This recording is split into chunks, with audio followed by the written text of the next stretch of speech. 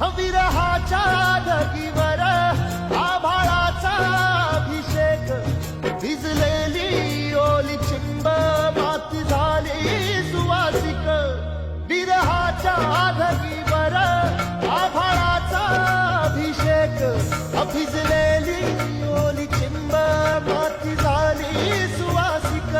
काही दिशा आकाशात अत्तराची बरसात, अत्तराची बरसात.